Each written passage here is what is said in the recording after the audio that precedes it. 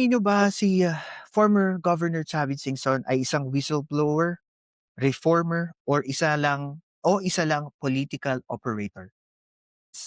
Up to you guys, what do you think and why? Sa akin, he is a one of the best political operator. Bakit?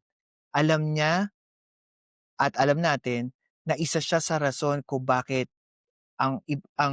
karamihan ng mga politiko natin ay nanalo before.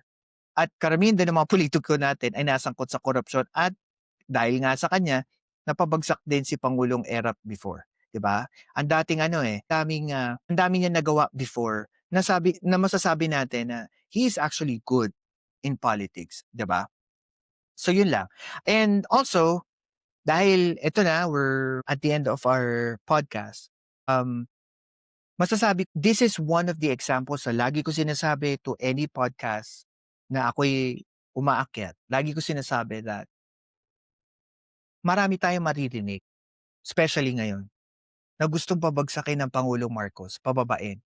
Coming from a person na hindi po sinuportahan si then candidate Bongbong Marcos. Gusto ko lang po sabihin sa inyo na wag po tayo agad-agad makikinig sa ingay na taong ang hangarin lang po ay bumagsak ang Pangulo. Bakit po? Tatandaan po natin that the sitting president, Bongbong Marcos, is not the president of loyalista.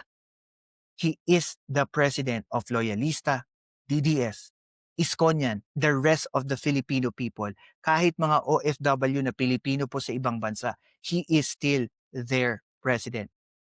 Hirap makakain ng isa o dalawang beses sa isang araw. Mga bata na humihingi ng assistance sa gobyerno sa kanilang pag-aaral, sa kanilang pagkain, at yung mga maralitang pamilya na araw-araw gumaganap ng kanilang tukulin para sa pamilya nila, mabuhay sila and also to survive every day. Bagsak ang gobyerno, ano ang mangyayari sa ekonomiya natin? Anong mangyayari sa takbo ng gobyerno? Kung walang pangulo, anong mangyayari sa mga services anong tingin niyo po mangyayari sa mga negosyo? Tingin niyo po ba ito'y makaka-attract ng mga foreign investors? Tingin niyo po ba ah, ma ma matatapos ang korupsyon pagka may isang tao na mailuklok natin? Sabihin na natin si VP Sara. Meron po ba tayong garantiya na agad-agad masasabi natin na kapag siya'y umupo tapos ang problema sa flood control issue? Yun po ang tanungin natin sa sarili natin. Kasi baka po mamaya nami-misinterpret natin yung totoong hangarin ng mga taong ito, their propaganda against the government.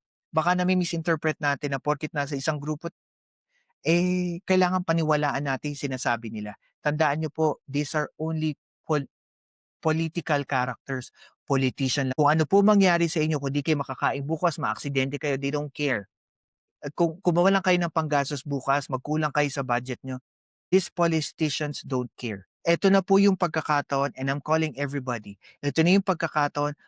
Wag lang po tayo makinig sa echo chamber po natin. Ngayon po yung pagkakataon at tinatawagan ko po kayong lahat na nakikinig sa akin. Ngayon na po yung pagkakataon, magkaroon tayo ng diskurso, ng argument, tayo ng iba't ibang sources of our information to combat misinformation at disinformation. Kasi ito po yung karapatan natin bilang taxpayer ng Pilipino na tama na po yung mga ganitong klase ng mga opisyalis ng gobyerno o mga public officials na narrative nila yung sinusundan na. Naniniwala na lang tayo agad sa kanila.